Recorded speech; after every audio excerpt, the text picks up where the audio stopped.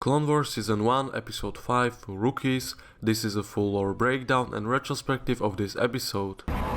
Didn't say please.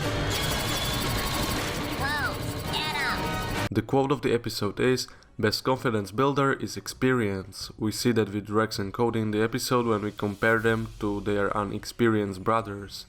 This episode chronologically takes place right after the previous one. Opening narration features past and also upcoming episodes of the show, foreshadowing the stories. Also in the narration they say the clones are rushed into service because they are needed in war. Clones not being ready and going to war is really similar to Jedi going to war too young.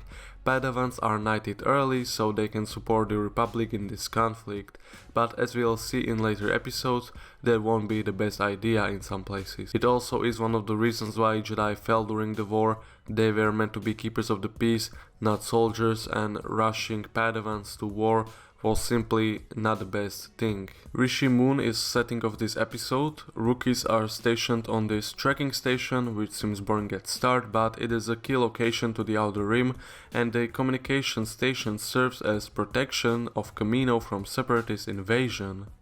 Nibre, creature from previous episodes, is also seen on Rishi. It's really nice continuity detail that he has appeared so far in 3 episodes. These creatures are really fascinating. We get new clones in form of these rookies. There is Heavy, Fives, Echo, Cut Up and Droidbait, which is funny name for obvious reasons. Also there is their leader Sergeant 09er, and there is Sparky and some unidentified clones. The clones are really bored at the start and we see that when they listen to broadcast Armed Force Radio. It's a Betty Bot, luxury droid and already existing asset, so they reused it. The radio speaks about Majumpers of Mimban. Mimban was Swamp Planet and also place of war during this time, and even Rex was present there.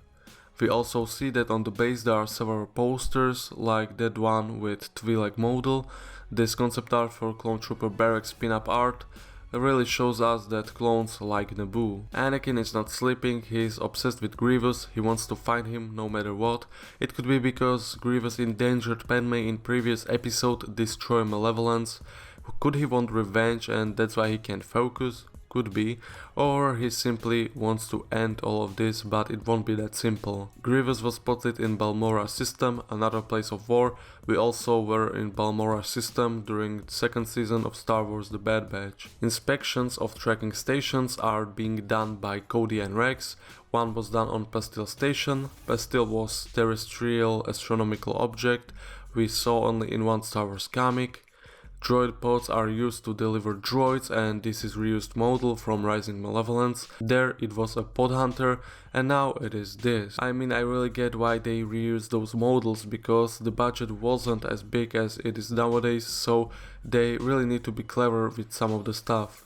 Commando droids are new droids that are more evil and calculative.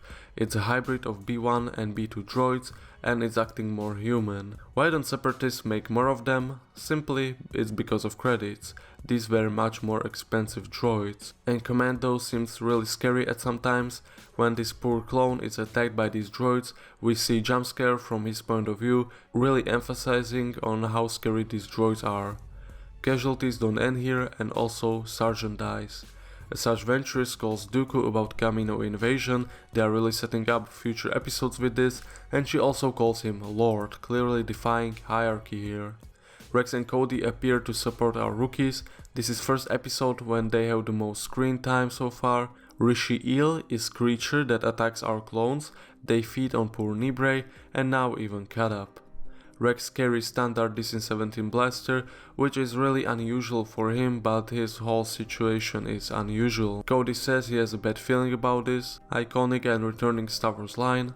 Commando droid is disguised as a clone trooper, however, fingers of the droid and clones don't match, so how can he wear armor like that? This really begs the question. Rex and Cody mention time on Tibrin, another of their missions, and Tibrin is home of the initiative.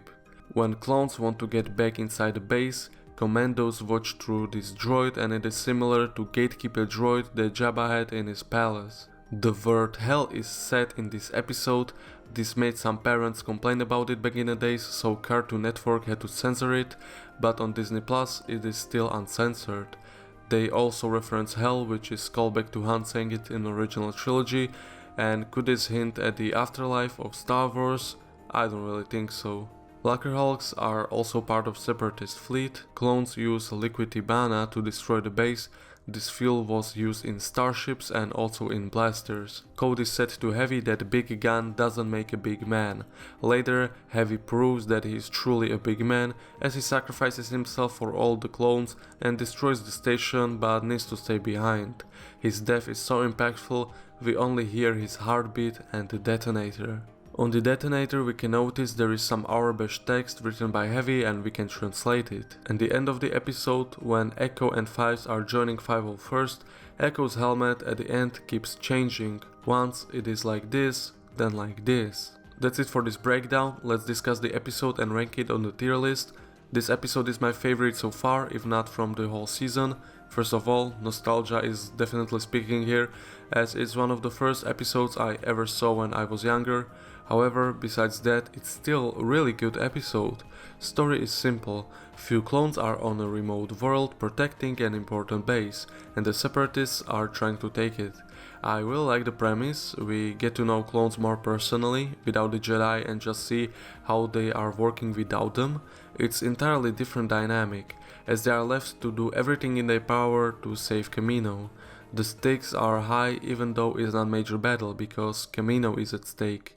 I like how D. Bradley Baker gave each of clones their own personality. That was great and some of them really stand out. Stakes were also high with our main characters, as we didn't want to see any of them die during this battle, but many of them fell, and when I was little I was so nervous.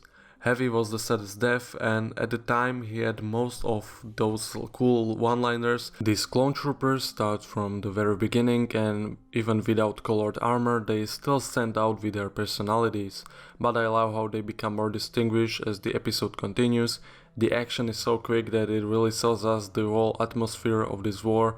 Everything is so fast and there is so many casualties that clones don't even have time to mourn their brothers. Heavy was really the saddest death, and at the same time he had most of these cool one-liners. He is really cool character. Overall, this was fun setup for the Clone Wars. Since this first season doesn't have that many strong episodes, I would put this one on S tier. How did you like this episode and how would you rate it? Let me know. This video takes a lot of my time, so to support me you can like, comment, subscribe or share. I'll see you next time.